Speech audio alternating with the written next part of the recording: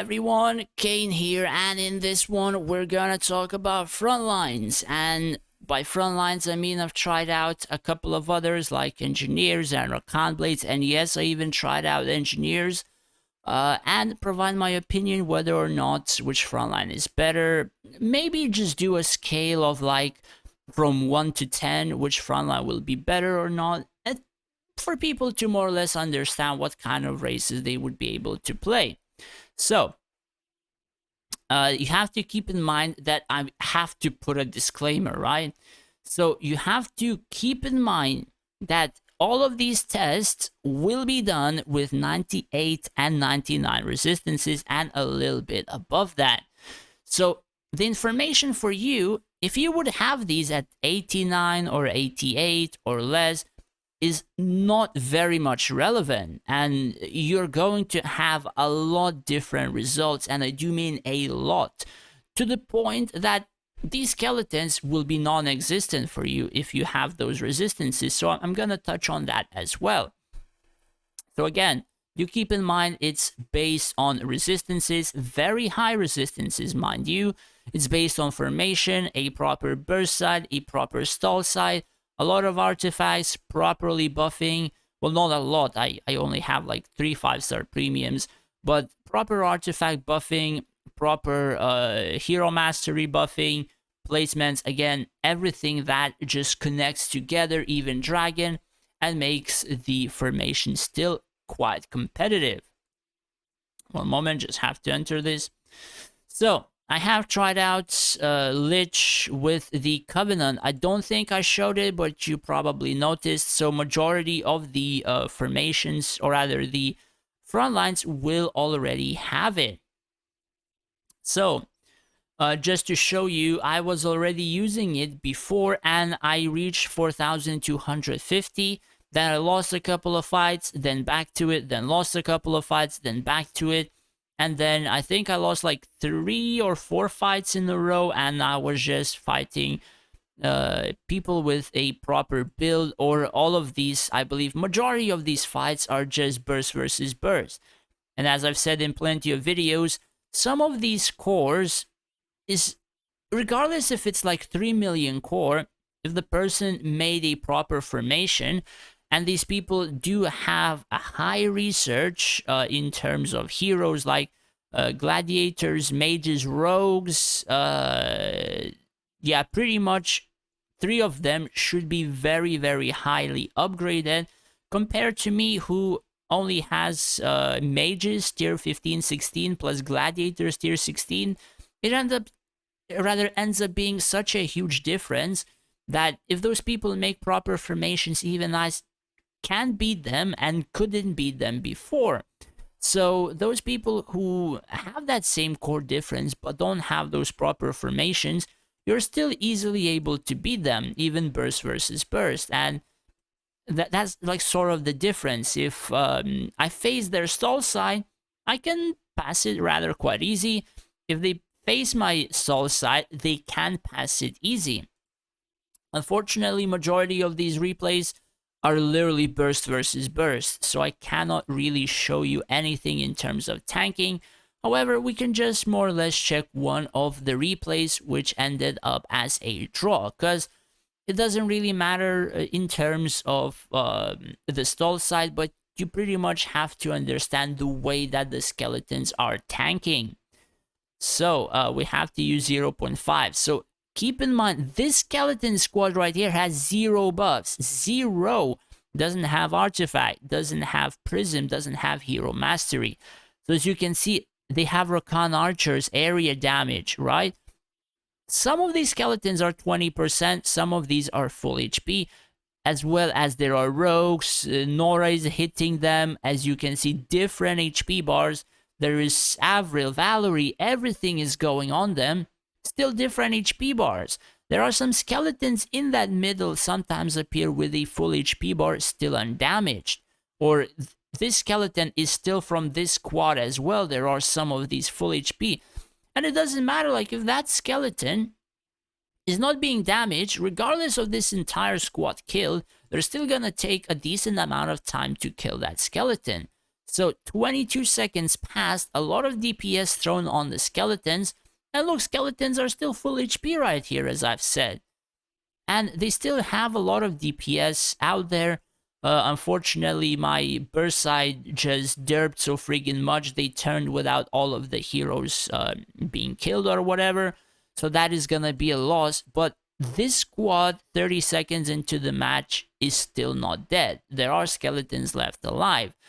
Unfortunately, whenever I lose my dragon, then they start dropping a bit easier than they did before.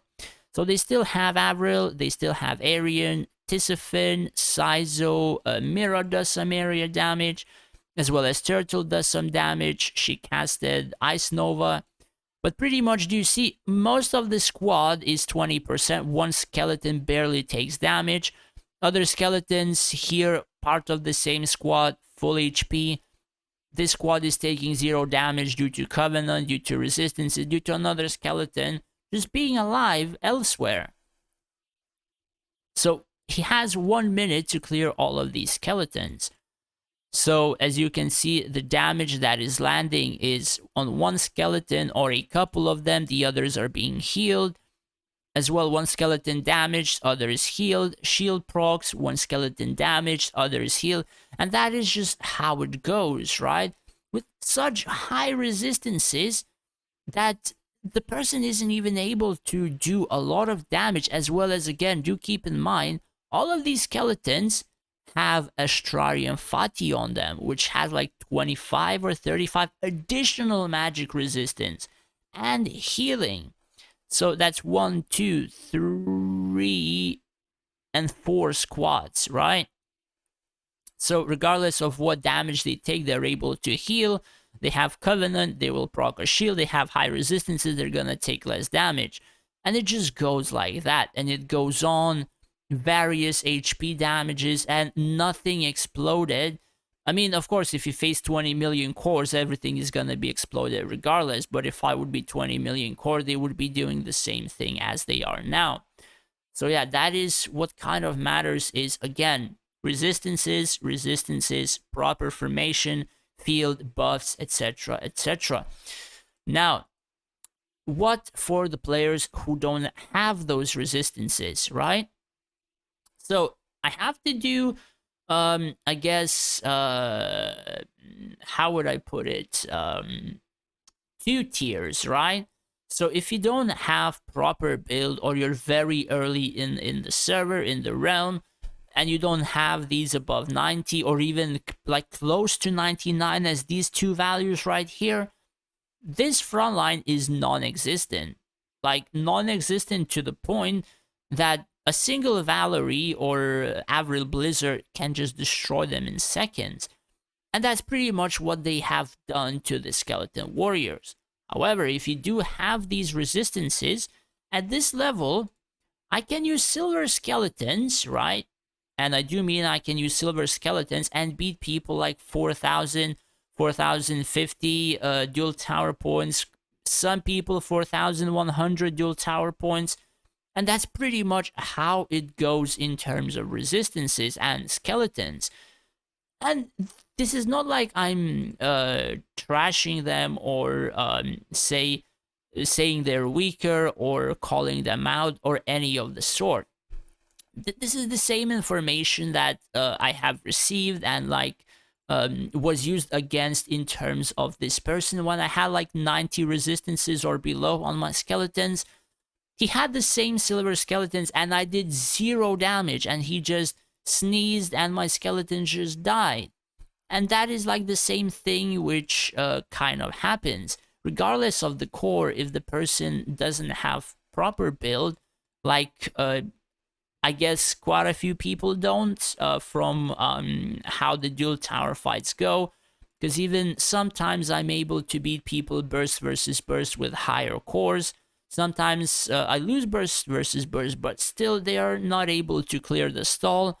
And sometimes, you know, I just end up beating a lot higher core. But you keep in mind that core numbers sometimes are just a value of like a various feature, and sometimes that core difference is like a lot of heroes being or rather hero research being upgraded. So a lot of people don't understand usually what you mean by that. And by that means is gladiators have tier 15 and 16, rogues and mechs have tier 15, tier 16, mages tier 15, tier 16, etc. Maybe tier 13 and 14. As like there are so many buffs you can get from research that it doesn't add almost any core. So those 15, 16, 13, 14, if I would max them out, I would gain like probably 200,000 core, 300,000. So then people would say, whoa, this like 14 million core, close to 15, is able to be like 17, 18, 19 million cores and reach like 4,500 so early. And that is what the research does, right? Doesn't give core, but gives so much stuff that in the end, when you do achieve that, it's a lot easier to PvP others with a proper build, of course, as well. Have to mention that. So, in conclusion, if you don't have proper build, if you don't have proper buffs in terms of resistances, other stuff, skeleton warriors just got destroyed. So they are below average for those people, like 4 out of 10, 5 out of 10. Some people still can use them to beat same core people or whatever. But if you do have proper stuff, if you do have proper resistances, proper field, they're still decent and are able to be used against pretty much the same people you had been beating before. But again, you have to keep in mind, resistances, and again, resistances. There is nothing else than that. Sure, they're not going to provide you like additional 5, 10, 15 seconds on stall side because a random skeleton revived. However, if you have proper resistances, those skeletons are not going to die that quickly or as quickly. And that is where the main tankiness now relies, because if you don't have or rather this skeleton in particular doesn't have any decent buffs in his kit anymore, except for an additional 1 second survivability, as well as the Covenant. It's pretty much gone, right? And people have to understand that. So yeah, for people like me with high resistances, skeleton warriors are still like 9 out of 10, I would suppose, in terms of being able to tank against people. I mean, maybe I will change my opinion whenever I test a lot of others, like human, trees, etc., etc. But pretty much, I will likely stand at 9 out of 10 at the moment, considering the fact I'm able to beat people I beat before, and they're not able to quickly clear my stall side because of resistances. But yeah, that's pretty much it for the video.